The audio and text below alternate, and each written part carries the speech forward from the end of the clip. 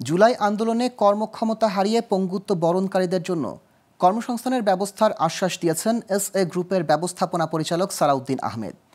বৃহস্পতিবার রাতে রাজধানীর কাকরাইলে এক জমকালো আয়োজনে গ্রুপের অঙ্গ প্রতিষ্ঠান গ্র্যান্ড প্যালেস হোটেল ঢাকা উদ্বোধনের সময় তিনি এই আশ্বাস দেন।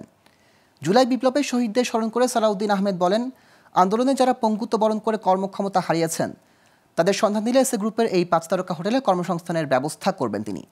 এসএ গ্রুপের এমডি আরও বলেন, ভ্রমণ শিল্পে ব্যাপক ভূমিকা রাখার পাশাপাশি কর্মসংস্থানের নতুন আর উন্মোচন করবে গ্র্যান্ড প্যালেস হোটেল ঢাকা।